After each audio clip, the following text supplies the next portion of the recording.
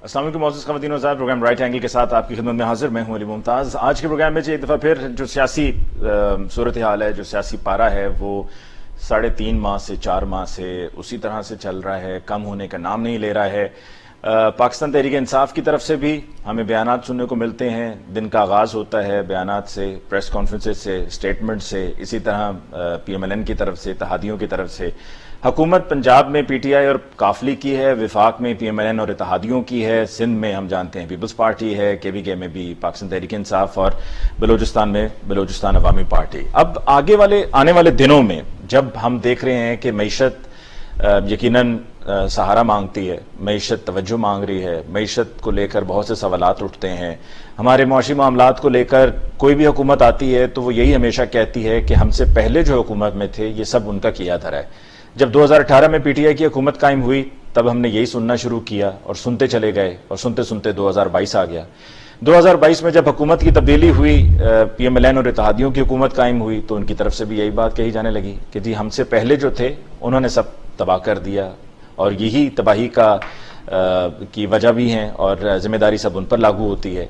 तो ये कब तक ब्लेम गेम चलती रहेगी? और ये ना सिर्फ इकॉनमी को लेकर ब्लेम गेम है बल्कि इसके अलावा और जितने भी मामला, जितने भी इश्यूज हैं उन पर भी ये ब्लेम गेम चल रही है। इस ब्लेम गेम को लेकर आगे बढ़ते हुए संगीनी बढ़ जाती है कि जब एक दूसरे पर गद्दारी के सर्टिफिकेट दिए जाते हैं, गद्दार डिक्लेयर कर दिया जाता है, मुकदमात बना दिए जाते हैं, फिर जिसकी हुकूमत आ जाती है वो तमाम दर्ज करदा मुकदमात खारिज हो जाते हैं और एक नई फहरिस्त तैयार हो जाती है नए मुकदमात की। अब जैसा कि PMQ की और PTI की हुकूमत पंजाब में है तो यहाँ पर अब एक नया सिलसिला शुरू हो गया है कि जी 25 मई के जो जिम्मेदारान हैं उनके खिलाफ कार्रवाई होगी। अता तारड़ साहब के लिए पुलिस पार्टी रवाना हुई, उनके घर पहुंची और वहां पर उनके घर के मुलाजिम को उन्होंने वो कागज थमा दिया और उनसे कहा कि जो उनको पेश होना होगा, कुछ सवालात हैं जो उनसे पूछने हैं, और फिर उस पर जवाब भी अता तारड़ साहब का आया। तो आखिर होगा क्या और जो होगा वो कब तक होगा? और ये सब जो हो रहा होगा इससे मुल्क को नुकसान तो हो रहा है पर कितना नुकसान होगा और कब जाकर ये सिलसिला थमेगा? आज के प्रोग्राम में इसी हवाले से हम बात करेंगे अपने मौजूद मेहमानों के साथ। हमें ज्वाइन किया लाहौर स्टूडियोज में सीनियर तज्ज़ियाकार अहमद वलीद साहब ने। अहमद वलीद साहब को बहुत बहुत शुक्रिया कि आपने हमें ज्वाइन किया। PMLN से हमें ज्वाइन किया है अली गौहर बलोच साहब ने। अली गौहर बलोच साहब, आपको बहुत बहुत शुक्रिया for joining us show tonight. और अब से कुछ ही देर में हमें ज्वाइन करेंगे पाकिस्तान तहरीक इंसाफ से शौकत बसरा साहब। वो जैसे ही शामिल होंगे हम उनको भी डिस्कशन का हिस्सा बनाएंगे। गुफ्तगू का आगाज अली गौहर बलोच साहब आपसे करते हैं। सर, अब आपकी बारी है पंजाब में, अब आप पर मुकदमा दर्ज होंगे और जब आप पर मुकदमा पंजाब में दर्ज होंगे तो फिर विफाक में आप करना शुरू कर देंगे, जैसे कि अभी शहबाज गिल के मामले पर भी हुआ। तो ये मजाक नहीं बनता जा रहा आपकी नज़र में? एक दूसरे के खिलाफ पर्चे कराना, गिरफ्तारियां करना, फिर अदालतों में जाना, अदालतों से फिर जमानतें कराना और फिर अदालतों से अगर फैसले हक में ना आए तो फिर अदालतों को भी मलाइन करना और उन पर भी सवालिया निशान उठाना। बिस्मिल्लाहिर्रहमानिर्रहीम। देखिए Ali Mumtaz, as a journalist और मतलब है कि जाहिर है आपने इंट्रो में जो बातें की वो आपका सहाफ़ी होने के नाते से यही सवालात तमाम पॉलिटिकल सेटअप से आपके यही बनते हैं। लेकिन सूरत हाल ये है कि ब्लेम गेम से हट के मैं बात करूं, एक तो शहबाज गिल और अता तारड़ की जो मसला है उसको आप कंपैरिजन नहीं कर सकते। शहबाज गिल ने जो है वो जो बयान दिया, जो जबान इस्तेमाल की और जिस तरह से की वो पूरे पाकिस्तान के सामने है। और बल्कि वो तो इस वक्त भी आपको पता है कि अगर जेल में है तो जेल में हुकूमत पंजाब है और फिर उधर से खुद ही अंदाजा कर लें कि वो जेल में किस स्टाइल में तशरीफ फरमा होंगे। दूसरी गुजारिश ये है कि हमारे लिए ये कोई मुकदमात और इन झूठे मुकदमात को फेस करना कोई नई बात नहीं है। इसमें कोई शक नहीं कि वफाक में इत्तेहादियों की हुकूमत है, लेकिन ये विक्टिमाइजेशन, ये इमरान अहमद नियाजी का जो है पाकिस्तान में एक लाडला होने का जो उनको सर्टिफिकेट जारी हुआ है, जिस तरह से उन्होंने पूरी अपोजिशन को बिलखसूस नून लीग की क़यादत को 4 साल विक्टिमाइज किया, पाकिस्तान की इकोनॉमी पर तवज्जो ना दी बल्कि उनकी तमाम तवज्जो जो थी अपने सियासी मुखालफीन को मतलब है कि वो इंतकाम का निशाना बनाना था। वो तो सिर्फ अदालतों, सुप्रीम कोर्ट ऑफ पाकिस्तान ने और तमाम अदालतों ने भी जिस तरह से नैब को ताकत के टूल के तौर पर इस्तेमाल किया गया, नैब ने भी मतलब है कि वो मतलब अदालतों ने भी बड़ा उस राज को फाश किया और अपने फैसलों में भी मतलब है कि वो कमेंट्स किए। दूसरी बात ये है कि ये जब तक इमरान अहमद न्याजी साहब आरटीएस सिस्टम को चुरा कर बरसरे इक़्तिदार आए और फिर मुल्क की मईशत को जिस तरह से उन्होंने तबाह किया, कहने को जरूर है कि जी पिछली हुकूमत पर ब्लेम करते हैं, लेकिन बात यह कि हम तो कहते हैं कि इमरान अहमद न्याजी का कंपैरिजन करें हमारे 2013 से 2018 का जो टेन्योर है उससे जरूर कंपैरिजन करें। और अभी तो जाहिर है 2-4 महीने की हुकूमत है, लेकिन ये हुकूमत तो हमें उस वक्त मिली है कि जब पाकिस्तान को उस जगह पर नहीं था, ब्रेक इवन पे नहीं था कि जहां पर हमने उनको दिया था, उससे बहुत मुआशी तौर पर और सियासी तौर पर इंतशार शुदा पाकिस्तान हमें मिला है। लेकिन फिर भी अब देखें कि ये तो फिर इमरान अहमद न्याजी साहब की कलाबाजियां हैं कि वो एक आईनी तरीके के साथ उनको हटाया गया। वो कहते थे कि मेरे खिलाफ अमेरिका ने साजिश की है। अब पूरी कौम देख रही है कि वो अमेरिका के पांव में गिरे हुए हैं। मतलब है कि कभी वो छुप के मुलाकातें कर रहे हैं, कभी वो केपीके में उनके एम्बेसडर्स को बुलाया जाता है, कभी वो उधर कहते हैं कि वो कोई मतलब है अमेरिका में अपनी जो है वो कंपनीज के साथ क्या क्या कॉन्ट्रैक्ट कर रहे हैं। तो अब तो वो मिनटों तरलों पे उतर आए। मतलब ये कोई ये तमाशा तो पूरी कौम देख रही है। तो वो किधर गया वो बयानिए, वो किधर गई वो साजिश अमेरिका की, वो सारी बातें किधर गई। तो बात करने का मकसद ये है कि सियासत पर तो सबके बहुत से सवालात हैं ना। देखिए कि जिस तरीके से पंजाब में आपकी गवर्नमेंट थी, तो यहाँ पर भी आपकी पार्टी की तरफ से एक ऐसे लोग जो इलेक्टेड नहीं हुए उनको मुशीर बना दिया गया। और जब पंजाब में आपकी गवर्नमेंट खत्म हुई तो विफाक में आपकी कौमी असम्बली में आपकी स्ट्रेंथ मौजूद है। तो बजाय इसके कि जो कौमी असम्बली में इलेक्टेड एमएनएज हैं उनमें से किसी को कोई जिम्मेदारी दी जाए, यहाँ से उठा के लोगों को वहां लेकर जाया जा रहा है कि जी यहाँ नहीं हो सकता तो चलें अब वहां पर एडजस्ट करा देते हैं। मलिक अहमद खान साहब को किया आपने, अता तारड़ साहब को अब आपने वहां पर किया।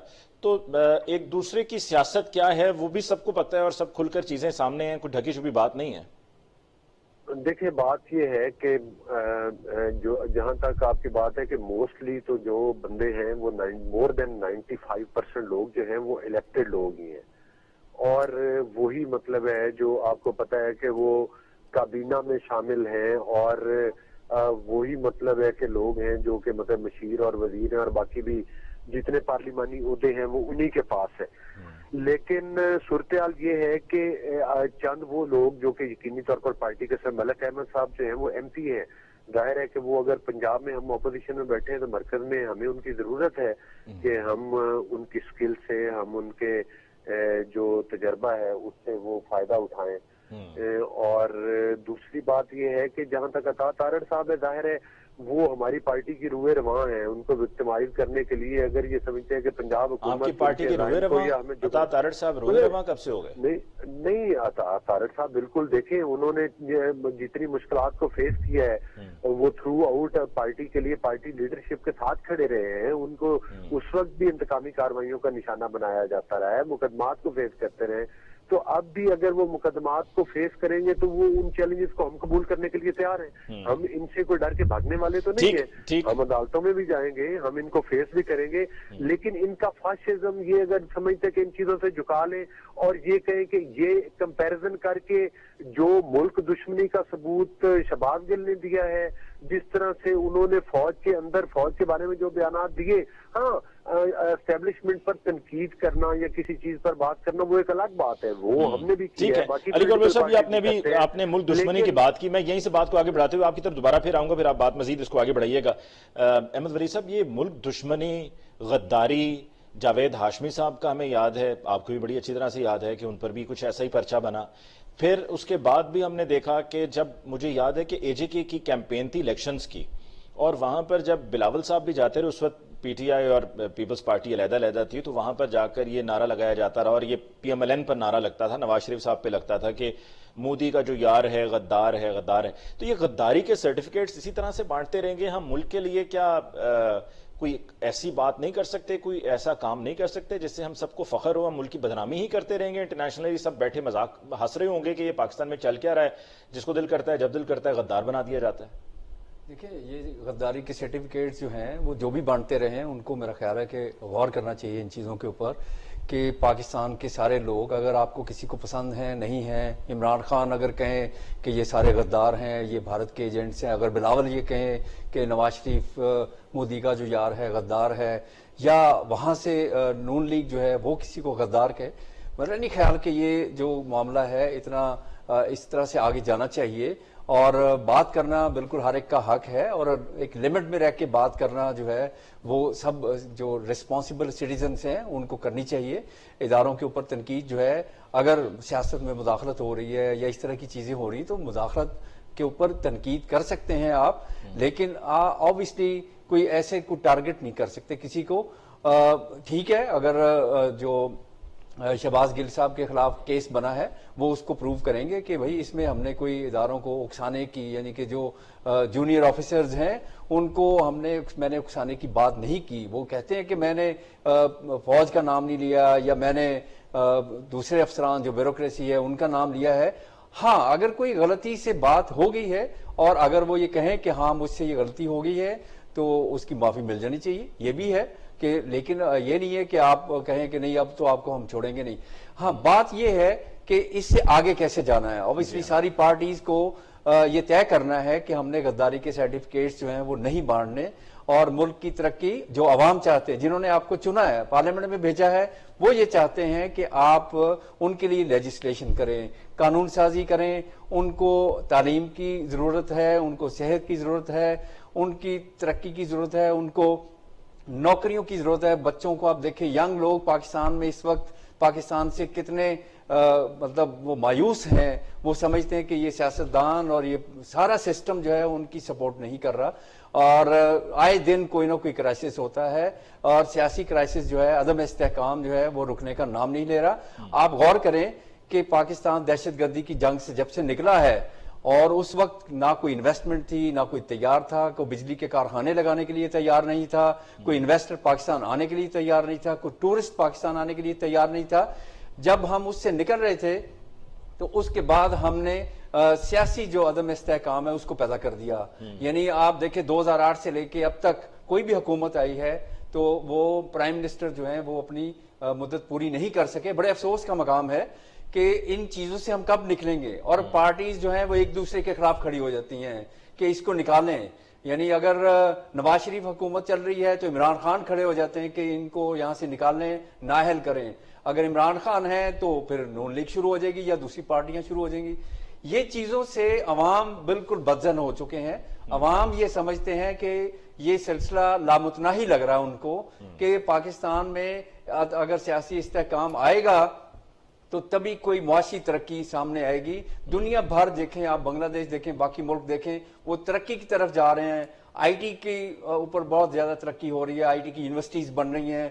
नौजवान जो है, पाकिस्तान की एक बड़ी तादाद नौजवानों की है, वो बहुत मायूस हैं। उनके ऊपर कौन गौर कर रहा है? यानी अगर हम नौजवानों को एक्सप्लॉइट कर रहे हैं तो सड़कों पे एक्सप्लॉइट कर रहे हैं, हम उनको सियासत में इन्वॉल्व कर रहे हैं, उनको बदजन कर रहे हैं, उनके जहन जो है वो पॉइजन कर रहे हैं। हम उनकी तरक्की के लिए बात नहीं कर रहे। भाई 3.5 साल तहरीके इंसाफ की हुकूमत रही, इन्होंने कहा था मैं स्पोर्ट्समैन हूं, मैं स्पोर्ट्स के लिए स्टेडियम बनाऊंगा। कहां स्टेडियम बना? कोई लाहौर में आप बताएं मुझे एक ग्राउंड बनी हो? कहां तालीम के ऊपर कहा था उन्होंने फोकस करेंगे? एक स्कूल अच्छा बनाओ जहां पे आप प्राइवेट जो स्कूल्स हैं वहां से आप निकल के बच्चों को वहां से निकाल के वहां दाखिल कराएं।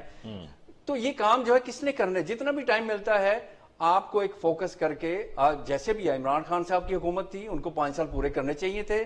अगर वो नाकाम होते तो उनको नाकाम होने देना चाहिए था। यानी अगर वो एजेंडा लेके आए थे कि मैंने तालीम, सेहत, मैं नौजवानों के लिए काम करूंगा, लेकिन अगर उन्होंने काम नहीं किया तो वो अवाम तय करते कि इन्होंने वो काम नहीं किए, जो ख्वाब थे दिखाए थे वो ख्वाब जो है पूरे नहीं कर सके, तो अगली हुकूमत हम किसी और पार्टी को देंगे, उनको वोट डालेंगे।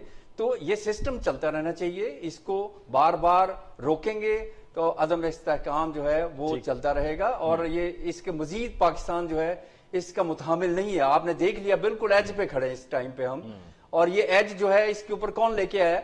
ये सारा मतलब सारे इदारे हैं, सियासी जमातें हैं, वो इसको एज पे ले आए हैं। इससे आगे फिर तबाही है। अगर आप आज भी रियलाइज नहीं करेंगे, मिल बैठ के कोई लाहे अमल तय नहीं करेंगे, तो मेरा ख्याल है कि बहुत नुकसान हो। बिल्कुल, आपने बड़ा अहम पॉइंट रेज किया कि अगर मिल बैठ कर तय नहीं करेंगे, और इसी बात पर हम बात को आगे भी बढ़ाएंगे। और वक्फे के बाद जब लौट कर आएंगे तो मैं पाकिस्तान तहरीक इंसाफ की तरफ से शौकत बसरा साहब हमारे साथ हैं, मैं उनकी राय लूंगा, लेकिन एक ब्रेक के बाद।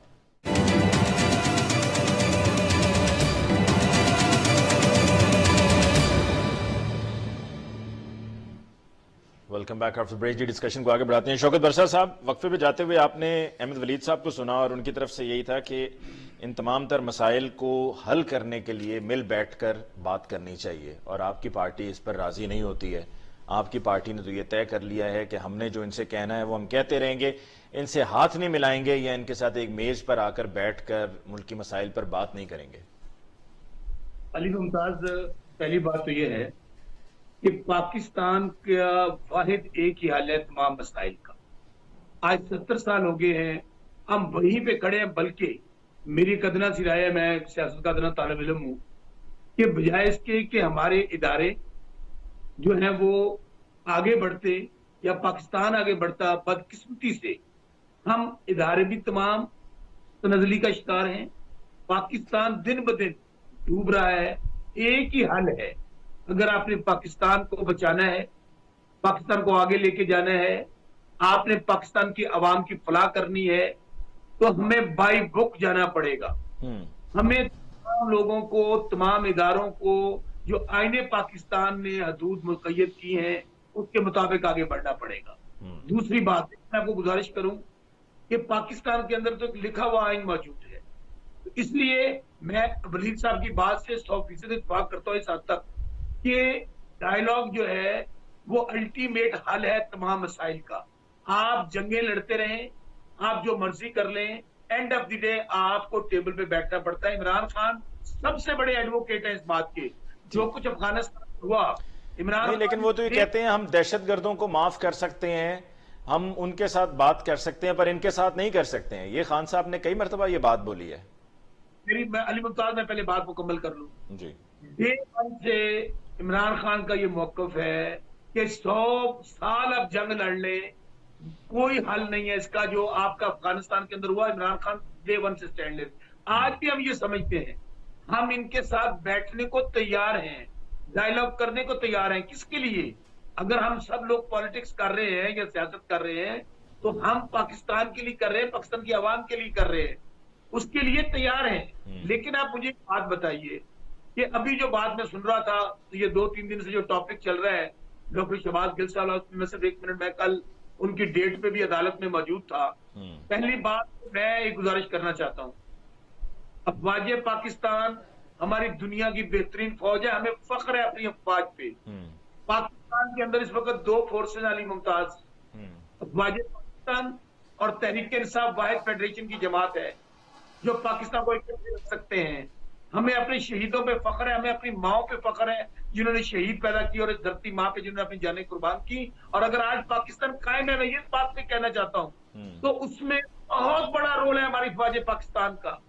लेकिन मैं जो बात आपको कहना चाहता हूं, अगर डॉक्टर शहबाज गिल की किसी बात से हमारी फौज पाकिस्तान हर्ट हुई है या किसी फर्द की वो समझते हैं कि वो जज्बात मजरू हुए, मैं बतौर पाकिस्तानी, बतौर पाकिस्तान तहरीक इंसाफ के कारकुन के, मैं लाइव आपके प्रोग्राम में माजरत करता हूं सर। लेकिन ये माजरत तो बाद में बड़ा आसान हो जाता है। कमान से निकला हुआ तीर वापस नहीं आया करता, मुंह से निकली हुई बात वापस नहीं जाया करती।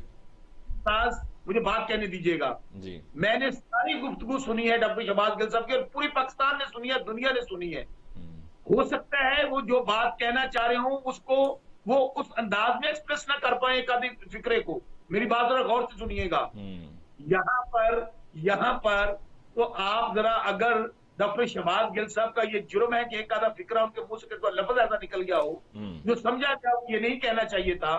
यहाँ पर तो अपना पाकिस्तान का सबसे बड़ा मसला क्या है कि यहाँ पर गरीब के लिए और कानून है, ताकतवर के लिए और कानून है। क्या मैं तमाम लीडरान के नाम ले सकता हूं जिन्होंने डायरेक्ट हमारी अफवाज पाकिस्तान, जो अभी सिटिंग हमारे चीफ ऑफ आर्मी स्टाफ है, सिटिंग जनरल्स है, माजी में नहीं जाते, जितनी पीडीएम की क्यादत है, क्या उन्होंने क्या कुछ नहीं कहा? अगर डॉक्टर शहबाज साहब का बयान गलत है, आपकी बात मान लें या इनकी बात मान लें, जो आज बड़े हमारी अफवाज पाकिस्तान से मोहब्बत कर रहे हैं, और हमें पता है कि क्या क्या डॉन लीग से लेकर क्या क्या साजिशें हुई हैं, तो मेरे भाई, तो फिर इनके खिलाफ मुकदमा दर्ज नहीं होने चाहिए? सबके लिए एक होना चाहिए, ये नहीं होना करें ना चाहिए। सर, आपकी गवर्नमेंट है पंजाब में, करें वो बात सुन ले, लोगों की दरखास्त देखिए ना, ये ट्रेंड है, दरखास्तें आनी शुरू हो गई हैं, उसके ऊपर कार्रवाइयां भी शुरू हो गई हैं, FIR भी दर्ज हो रही हैं। लेकिन जो बात मैं कहना चाहता हूं, हम सब, पाकिस्तान इस वक्त बहुत मुश्किल में है। पाकिस्तान, अली मुमताज, इसका वाहिद हल ये है कि अगर आप अभी, अब लोग कहते हैं ना कि हम दिवालिया होने से बच गए हैं जी। आज जाके, मैं हरनाबाद बहावल नगर का एक बहुत बैकवर्ड इलाके का रहने वाला हूं, जाए कहीं तो पूछे जाके, अल्लाह को हाजिर नाज़र जान के कह रहा हूं, 2 वक्त की रोटी नहीं है। ठीक है, मैं अब अली गौर बलोच साहब की तरफ जाऊंगा जी, आपकी तरफ आता हूं वापस। बसरा साहब, अली गौर बलोच साहब, क्या आपकी पार्टी की तरफ से ये कोशिशें की जा रही हैं कि ये जो मामला है ममनुआ फंडिंग का, और वो जिसको आप बयान हल्फी कह रहे हैं, खान साहब उसको कहते हैं सर्टिफिकेट है, और फिर उसको उन्होंने एक्सप्लेन भी किया कि जो मुझे इंफॉर्मेशन दी गई उस पर मैंने यही कहा कि to the best of my ability, तो आप सुप्रीम कोर्ट में भी जब जाएंगे तो वो वहां पर ये आपको इससे फायदा नहीं होगा और ये सारा मामला PTI के हक में जाएगा। तो क्या आप नहीं समझते, आपको लगता है कि ये सारा कुछ आप नवाज शरीफ साहब की वापसी के लिए कर रहे हैं? आपकी कोशिश है कोई डील हो जाए कि नवाज शरीफ साहब वापस आ जाएं, चलें जी खान साहब को भी छोड़ते हैं, लेकिन नवाज शरीफ साहब पे जो केसेस हैं और जो उनकी नाअहली है वो भी खत्म की जाए, कुछ ऐसा करने की कोशिश कर रहे हैं आप? हाँ जी, देखिए बात ये है कि मैं अभी बसरा साहब की भी बात सुन रहा था। पहली बात तो ये है कि हमने इनके साथ, मतलब है कि ये कहते हैं कि ये हमें क्या क्या डील देंगे। खान साहब तो खुद इस वक्त जो है, मतलब है कि ठीक है, आप बात जरा आप कंप्लीट कीजिएगा, एक सेकंड। बसरा साहब, आप अपनी वो लगा लीजिए, हैंड्स फ्री लगा लीजिए। आपकी आवाज आ रही है? आ रही है, आपकी आवाज नहीं आ रही।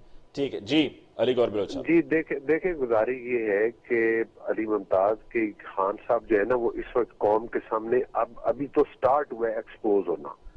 मतलब है कि अभी तो ये पहली किस्त भी नहीं है, ये तो अभी ट्रेलर चला है, फिल्म तो आगे चलने वाली है कि जो खान साहब ने पाकिस्तान के सामने एक रूप धारा हुआ था कि वो पूरी जिस तरह से कि पाकिस्तान के मसीहा वही हैं, वो तो खैर उन्होंने मईशत का बेड़ा गर्क करके अपनी हुकूमत में होते हुए भी एक्सपोज हो चुके थे। अब उनके चेहरे से पर्दे हटने शुरू हुए हैं और अब पता चला है जिस तरह से कि ये फॉरेन फंडिंग केस आया है, जब खान साहब की हुकूमत थी अली मुमताज, उस वक्त स्टेट बैंक ऑफ पाकिस्तान ने रिपोर्ट दी कि 13 और 14 ये अकाउंट है जो कि खान साहब ने खुफिया रखे। अब वो कहते हैं कि मैंने सर्टिफिकेट दिया। ये लोगों को चपड़ासियों के ताने दिया करते थे। इनके चपड़ासी का नाम है मोहम्मद रफी। इनके चपड़ासियों के अकाउंट से, इनके चाय पिलाने वाले के अकाउंट से, जिनको के बयाने हल्फी के साथ खान साहब के साइनों के साथ उनके अकाउंट खुले हैं उन चपड़ासियों के, और जिनकी 20-20 हजार रुपए तनख्वाह थी, अरबों रुपए उनके अकाउंट्स में आए। फिर आपको पता है कि वो इंडिया की खातून है, फिर कनाडा, फिर ऑस्ट्रेलिया, फिर अमेरिका, दुनिया का कोई ऐसा मुल्क नहीं है। हाँ, इलेक्शन कमीशन ऑफ पाकिस्तान ने तो ये आपको बताया, देखिए वो कोई इन्वेस्टिगेशन एजेंसी तो नहीं है ना, उन्होंने तो सिर्फ इस चीज को देखना है कि ये फलां मुल्क से बाहर से पैसा आया है, लिहाजा किसी पॉलिटिकल पार्टी को या किसी को तो अगर वो इन्वेस्टिगेट नहीं कर सकते तो उनको कहीं किसी इन्वेस्टिगेटिव एजेंसी की मदद लेनी चाहिए थी। मेरी आगे मेरी बात मुकम्मल अगर होने दे तो मैं उसी तरफ आ रहा हूँ। उन्होंने वो चीजें बता दी कि ये चीज है जो इन्होंने खिलाफे कानून किया है कि एज अ पॉलिटिकल पार्टी ये पैसा इस तरीके से आया, ये नहीं मंगवा सकते। अब वो पैसा कहां से आया, क्यों आया, किस काम के लिए इस्तेमाल हुआ, इसका फैसला जो है वो पाकिस्तान की इन्वेस्टिगेशन एजेंसीज ने करने। इलेक्शन पॉइंट ऑफ व्यू से, एक पॉलिटिकल पार्टी के पॉइंट ऑफ व्यू से वो तो इन्होंने कानून तोड़ा। चलिए, मैं जो सवाल आपसे सर पूछा था उसकी तरफ आ जाए कि नवाज शरीफ साहब की वापसी के लिए आपकी कोशिश ये है कि ये सिलसिला कुछ ऐसा बन जाए कि इमरान खान साहब को भी चले छोड़ देते हैं, लेकिन इस शर्त पे कि वहां से नवाज शरीफ साहब भी वापस आ जाए, जो उनकी नाअहली है वो भी खत्म हो जाए, ताकि सियासत में वापस आए, इलेक्शन कंटेस्ट करें।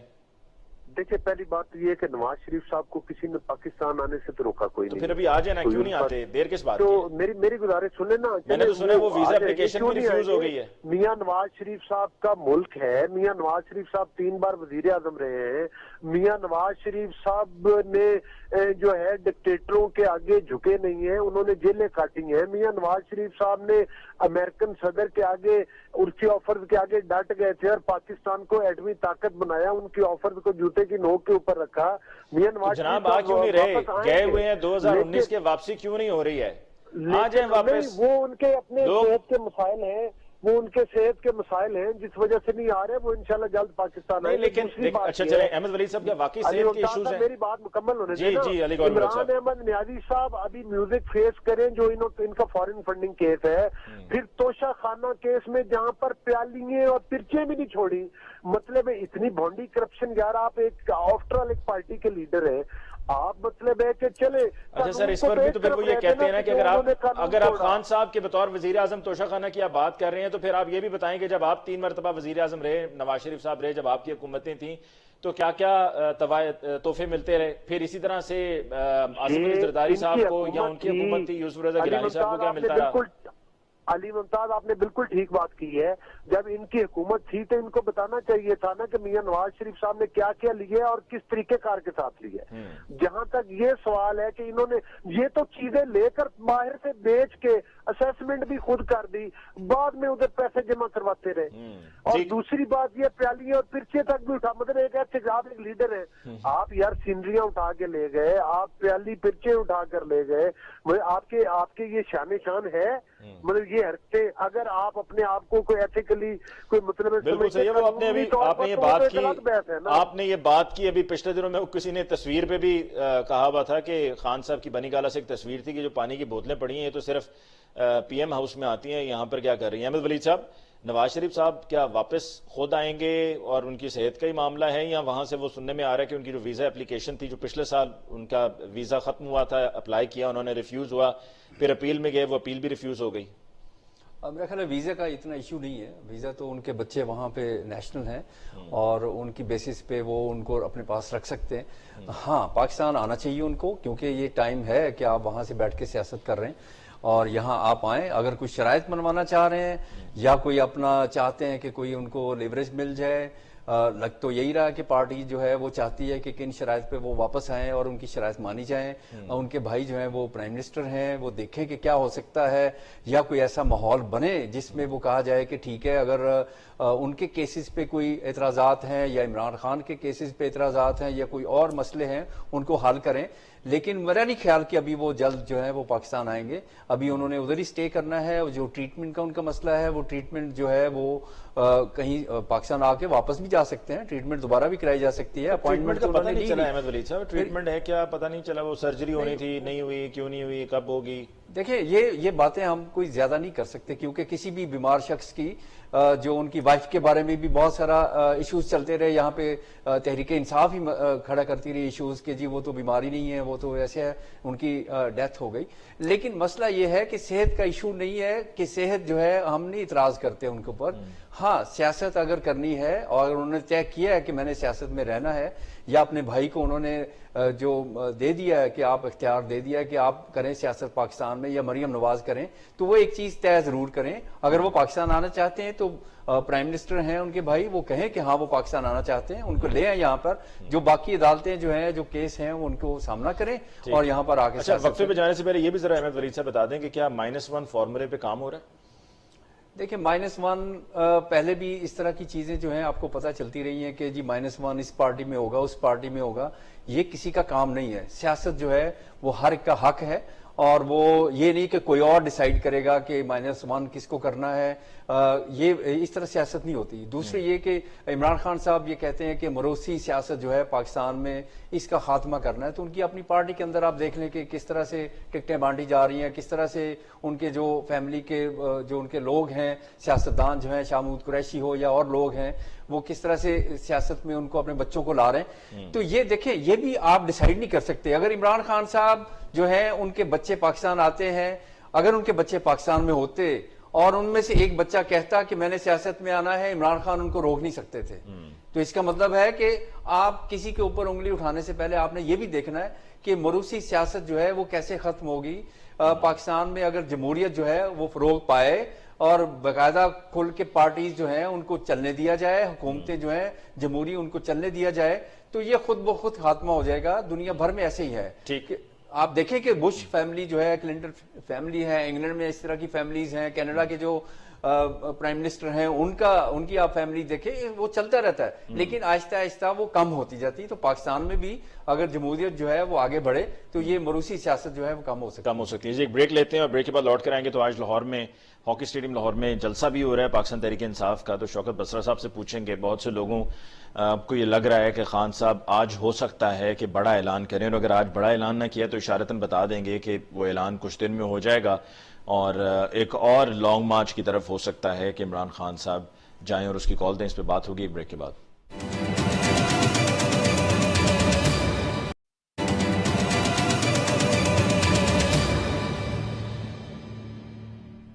Welcome back after break. जी, शौकत बसरा साहब, आज आपका लाहौर हॉकी स्टेडियम में जलसा हो रहा है और पाकिस्तान तहरीक इंसाफ ये कह रही है कि तारीखी जलसा हो गई है।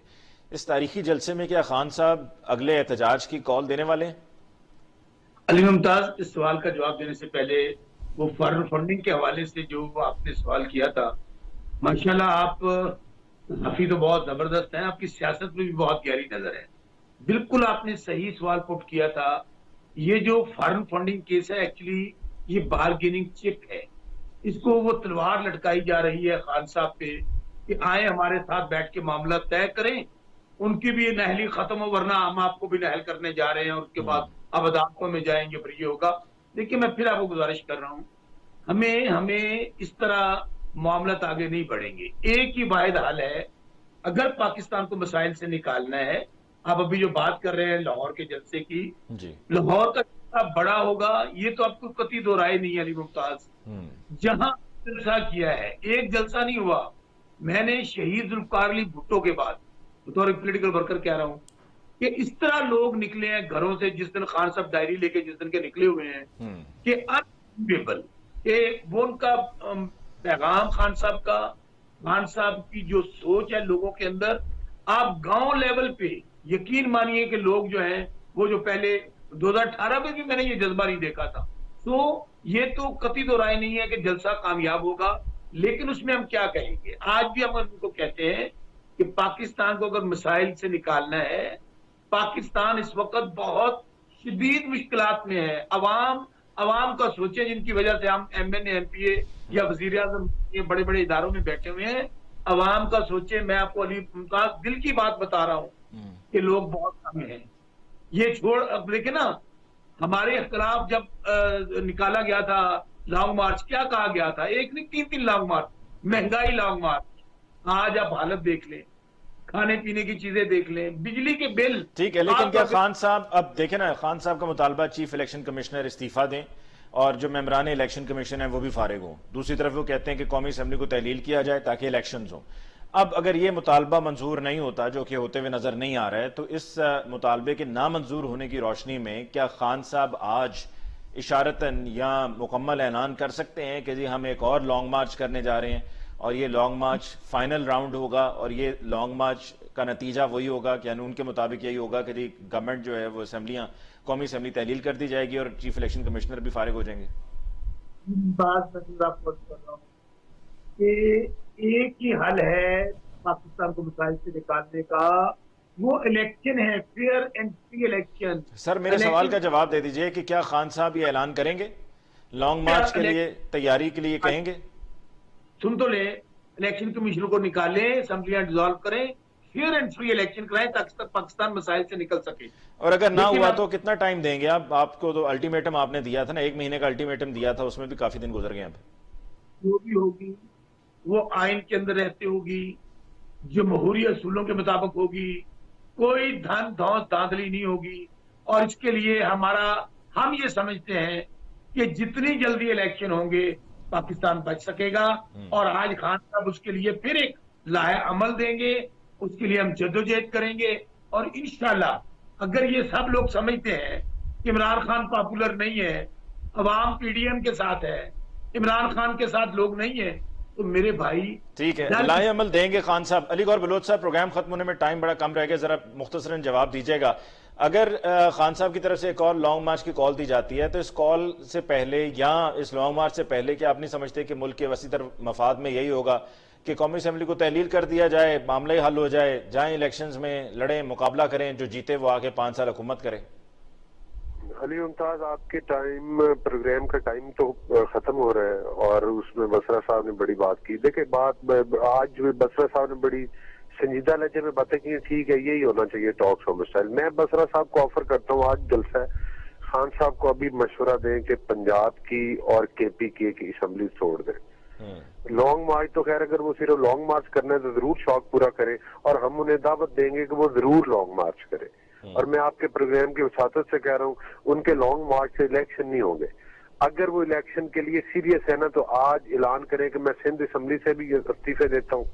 जिस तरह से वो मरकज में झूठा ऐलान किया वो उस तरह से ना करें और कहें कि मैं आज KPK की असम्बली भी तोड़ता हूँ और मैं आज पंजाब की असम्बली भी तोड़ता हूँ। ठीक है, फिर बसरा साहब 15 सेकंड है आपके पास, फिर मैंने क्लोजिंग में अहमद वलीद साहब से राय लेनी है जी। 15 सेकंड प्लीज बसरा साहब। गौर बलोच साहब इस दावत को मैं बतौर पार्टी पर्सन कहता हूं, 9:15 बजे मियां शबाकी साहब की तकरीर है, ये कौमी असम्बली तोड़ने का ऐलान कर दें या कह दें कि फलान डेट है इलेक्शन की, हम पंजाब असम्बली भी तोड़ देंगे, KP भी तोड़ देंगे, बलोचिस्तान और सब जगहों से इस्तीफे दे देंगे। ठीक है, अहमद वलीद साहब, आपको इस साल इलेक्शन होते हुए नजर आ रहे हैं? मुतालबा तो आपका है ना। ठीक है जी, इलेक्शन का हमारा तो नहीं। अहमद वलीद साहब की राय लेनी जी, प्रोग्राम को क्लोज भी करना है जी। अहमद वलीद साहब, देखिए जी, बड़ा मुश्किल है। जो PDM है वो तो नहीं चाहेगी कि अभी फौरी तौर पर इलेक्शन कराए जाए, क्योंकि उन्हें पता है कि तहरीक इंसाफ की मकबूलियत, इमरान खान की मकबूलियत बहुत ज्यादा है और जो भी उन्होंने मुश्किल फैसले लेने थे वो तो उन्होंने ले लिए। अब आगे कोई उन्होंने रिलीफ देना है तो कैसे सोचेंगे कि हम रिलीफ देने वाले से वो चाहेंगे?